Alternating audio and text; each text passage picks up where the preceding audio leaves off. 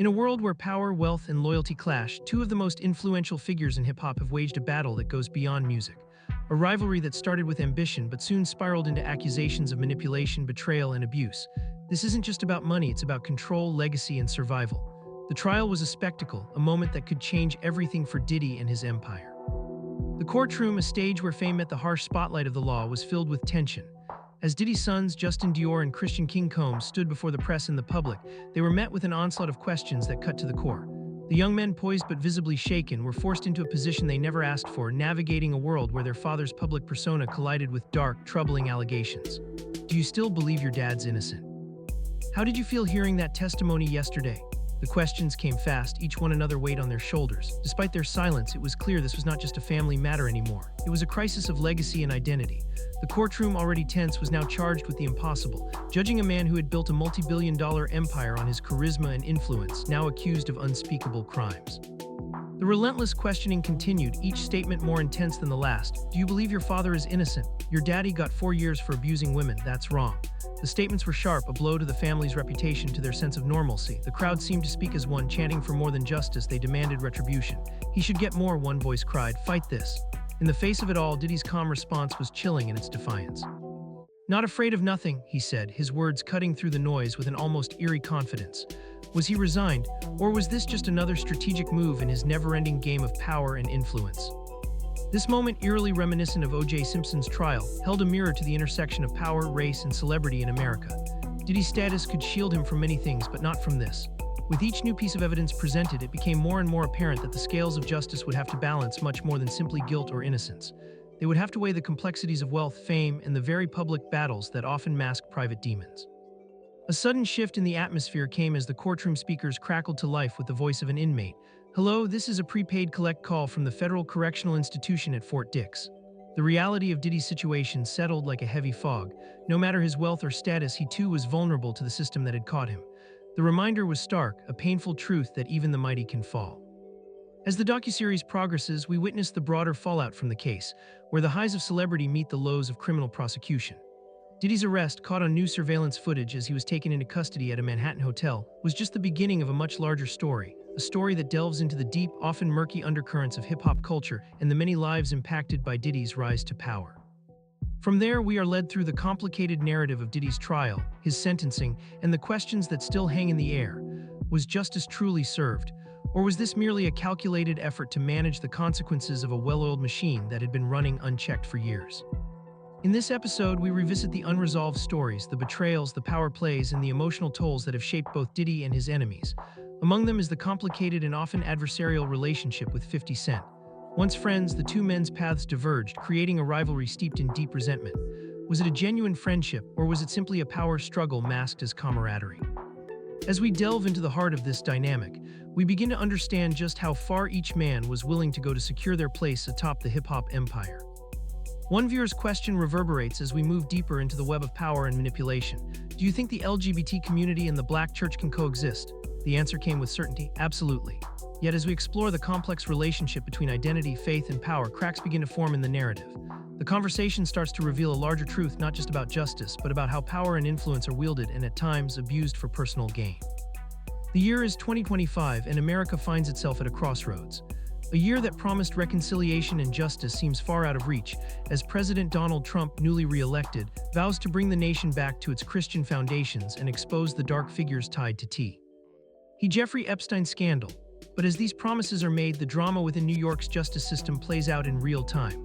Diddy, once seen as a mogul above reproach, now stands accused of running a criminal enterprise, a man whose wealth and power were built on the exploitation of others. Federal prosecutors presented him as a ruthless figure, whose influence and coercion had wreaked havoc on countless lives. A video played in the courtroom showed Diddy not as a larger-than-life figure, but as someone far more dangerous, manipulative, cold, and willing to do whatever it took to protect his empire. In this moment, as the trial unfolds, the question remains: will Diddy's influence allow him to walk away from these charges unscathed, or will the consequences of his actions finally catch up to him? Only time will tell. The case against Diddy is undeniably strong. The evidence, painstakingly gathered by federal prosecutors, paints a picture of a man at the helm of a criminal empire, an empire built not just on music, but on manipulation, coercion, and the exploitation of power. Yet despite the overwhelming nature of the charges, some public voices are quick to argue that Diddy's sentencing is far too lenient. This disparity, many argue, speaks to the ever-present issue of celebrity justice. While the crimes Diddy is accused of carry grave consequences, his 4-year sentence seems almost trivial in comparison, especially when viewed against the backdrop of the destruction his alleged actions have caused. Online theories quickly proliferate, fueling suspicion and discontent. Some suggest that Diddy's prosecution was not about justice, but about a calculated move to distract the public.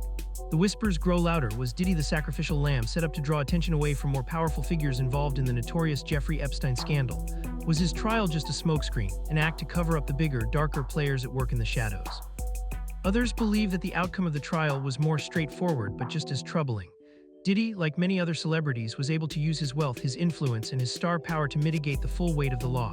In this light, the question arises, was the justice system rigged in favor of the powerful, or was Diddy's sentence truly the only one that could be handed down in light of the evidence? Then there's the tragic death of Kim Porter, the mother of Diddy's children, a death that forever altered the trajectory of his life and the public's perception of him. Kim's sudden passing rocked not just the hip-hop world, but her family and all who knew her. For Diddy, the pain of losing someone so close to him would always be tinged with suspicion. The official cause of death, according to the Los Angeles County Coroner's Office, was lobar pneumonia, a natural cause. Yet the shadows surrounding Kim's death have never quite dissipated. Were there darker forces at play? Could someone, perhaps even Diddy, have played a part in her untimely passing? The questions linger even as official investigations declared the case closed. Kim's death, coupled with growing rumors and the involvement of individuals within Diddy's inner circle, became another thread in the web of mystery that surrounds him. The public and media were not quick to move on from it, and as time passed, new allegations began to surface. Were those closest to Kim, including Diddy himself, hiding secrets about her death? Or were they, as some speculated, complicit in a darker, more sinister reality? While official reports confirmed no foul play, the rumors surrounding Kim's passing would haunt Diddy forever. For some, the mystery surrounding her death would always remain unsolved. And for Diddy, it became yet another chapter of his life that would forever be shrouded in doubt. As if this weren't enough to complicate the case, another bombshell drops during the trial: the sudden resignation of prosecutor Damon Williams. Known for his ironclad resolve in taking on the most powerful figures in America, his career marked by high-profile cases against figures like Sam Bankman-Fried, Senator Bob Menendez, and the infamous Ghislaine Maxwell, Williams' departure from the case raises more questions than answers. His resignation came at a critical juncture in the trial, one where many believed his expertise and tenacity could make all the difference. Was Williams forced out, or did he step down voluntarily? The timing of his departure is highly suspicious, and the public has been quick to speculate about the forces behind it. Was his exit a result of a broader political shift? Did it signal the beginning of a change in the way the case was being handled? Many who had followed the case closely believed that Williams' departure marked the moment when the focus of the trial began to shift, from the core issues of power and manipulation within Diddy's empire to the more salacious details that distracted from the larger, more dangerous truths. And so the question remains, if Damon Williams hadn't stepped aside, would the trial have exposed something far more sinister than what was ultimately revealed? The ongoing drama surrounding Diddy's legal battle is only further complicated by his long-standing feud with rapper and mogul 50 Cent. Their rivalry, which has played out in the public eye for years, is rooted in personal history and business decisions that shaped both of their careers. Long before 50 Cent became a household name, he sought a deal with Diddy's Bad Boy Records. However, Diddy, for reasons that have never been fully explained, chose not to sign him. That decision would prove to be one of the most pivotal moments in 50 Cent's career, as it set him on a path that led to his eventual signing with Eminem's Shady Records. This move would not only reshape 50 Cent's future, but it would alter the dynamics of the music industry and deepen the rivalry between the two men. As 50 Cent's career flourished, Diddy's world became more complicated. The tensions between the two men escalated as 50 Cent moved to sign Mace, a former bad boy artist and one of Diddy's biggest successes, onto his own label G-Unit. This move reopened old wounds, exposing the deep-seated competition for control over Mace's legacy. The power struggle between Diddy and 50 Cent was never just about business. It was about dominance, control, and the battle for supremacy in a world where both men had fought tirelessly to carve out their place at the top. For Diddy, Mace represented more than just an artist. He was a symbol of his success, and losing him to 50 Cent was an affront to his authority in the industry. As this chapter of their rivalry plays out, it becomes clear that both Diddy and 50 Cent are not just business competitors, they are reflections of each other. Both men came from humble beginnings, raised by single mothers, navigating difficult circumstances in a harsh world. Both were shaped by pain, loss, and the ever-present struggle for survival.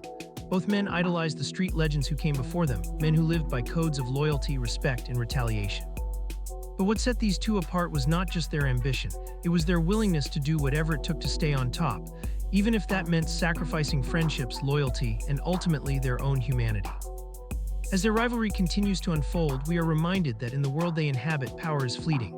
Every victory is followed by an even greater battle, and in the end, it's not just about the music, it's about control, legacy, and survival.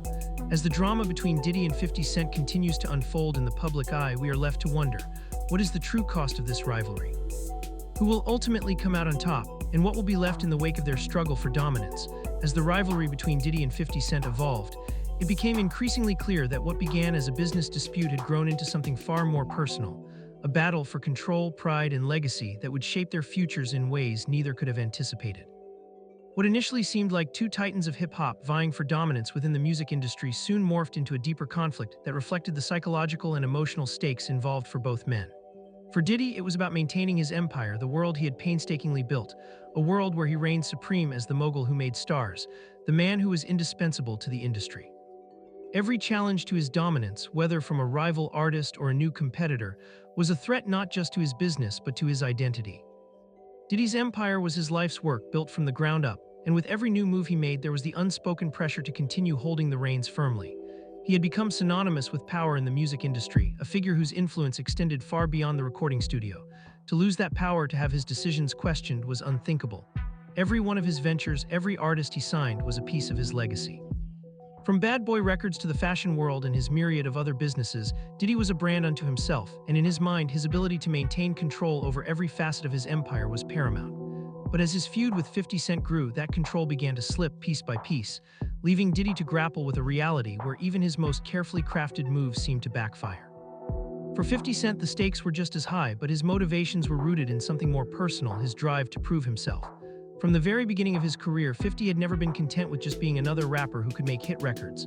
He had come from the streets, had faced almost insurmountable odds, and had survived violence and hardship that few others in his position could truly understand.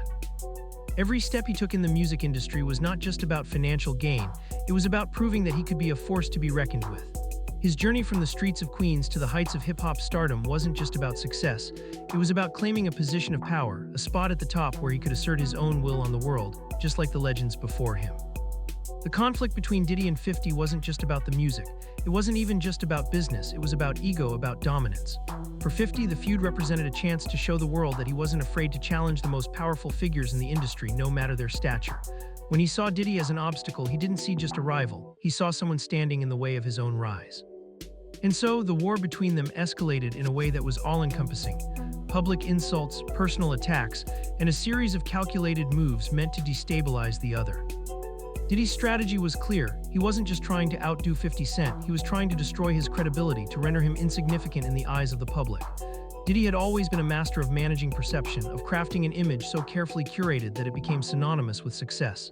To him, 50 Cent was an upstart, a threat that needed to be handled with precision.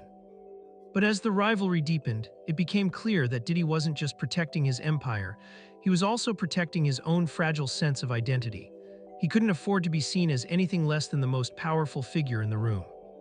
50 Cent, on the other hand, wasn't content with merely knocking down Diddy's empire. He wanted to expose it, to peel back the layers of the man who had built it. His accusation that Diddy used underhanded tactics wasn't just a business complaint. It was an accusation of manipulation, of a man using his influence to control those around him. For 50, it wasn't just about the game, it was about winning. About proving that he was smarter, sharper, and more ruthless than the mogul who had built his career on controlling the narrative.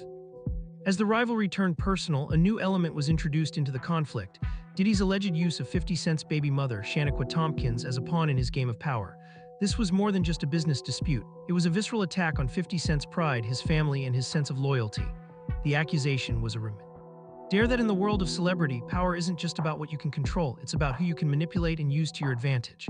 And when Diddy allegedly turned 50's personal life into a weapon, the stakes escalated beyond anything either man had anticipated. It wasn't just about business anymore, it was about revenge and humiliation, a battle for control that was fought not in boardrooms, but in the bedrooms and the streets. As the story of Diddy and 50 Cent continued to unfold, it became apparent that the two men were more alike than they cared to admit. Both had come from nothing, both had fought their way to the top, and both had been shaped by the harsh realities of street life. They were both products of their environments, molded by the same pain, loss, and survival instincts that defined the world they came from. Their rivalry was a reflection of the world they inhabited, A world where loyalty is tested, where respect is hard-earned, and where betrayal is always lurking just around the corner. But as the allegations of abuse, manipulation, and violence emerged, first from 50 Cent's ex-partners and later from others close to Diddy, a darker truth began to surface. The public began to see the cracks in the carefully constructed facades of both men. The story of Shaky Tompkins, 50 Cent's first baby mother, was especially troubling. Her allegations of emotional and physical abuse were chilling, and her testimony about an incident where 50 hit her in front of their daughter resonated deeply with many who had experienced similar pain. Her words highlighted the toxic dynamics that could be present even in relationships that seemed perfect on the outside, revealing the emotional scars that were often hidden from the public eye. For Diddy, the allegations were equally damaging. As rumors swirled about his own abusive behavior, both in relationships and in business, the narrative surrounding him began to shift. No longer was he seen as just a mogul, a businessman who had built an empire from the ground up. He was now the center of a scandal that touched on the darker sides of fame and fortune. And yet, as the scrutiny around him intensified, so did the questions about his own complicity in the system of celebrity and power that had allowed him to rise to the top. How much of his success had come at the expense of others? How much had he manipulated, coerced, and controlled to maintain his position? These questions were compounded by the growing suspicion that 50 Cent's documentary about Diddy was as much about settling scores as it was about uncovering the truth. Was it right for 50 to expose Diddy's alleged crimes when his own past was filled with similar allegations? Some argued that this was an example of selective storytelling, a way for 50 Cent to draw attention to Diddy's misdeeds while conveniently glossing over his own. Others believed that this was a necessary step in exposing the uglier side of the entertainment industry, no matter who it hurt or whose secrets were exposed. The public's reaction to the case was swift and unyielding. Whether or not Diddy's camp responded to the allegations, the damage had already been done. The narrative had been set and the public had made their decision. In the court of public opinion, the case was already closed, and it was difficult to see how either man could escape the weight of the accusations. This case had become more than just a battle between two men. It was a reflection of the larger issues surrounding power, celebrity, and justice in the modern world. Ultimately, the Diddy vs. 50 Cent saga was not just about the fall of a mogul or the rise of a new power player. It was about the lengths to which both men would go to protect their legacies. It was about control and how, in the end, control is an illusion. In a world where fame and fortune can be fleeting, it's the ability to control the narrative that truly matters.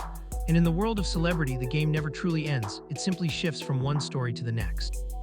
We've only scratched the surface of this twisted tale, but if you want to know more about the dark side of fame and the stories you won't find in the headlines, don't forget to subscribe, hit the bell icon, and drop a comment below telling us what you think. What's the true cost of power and who's left standing when the dust settles?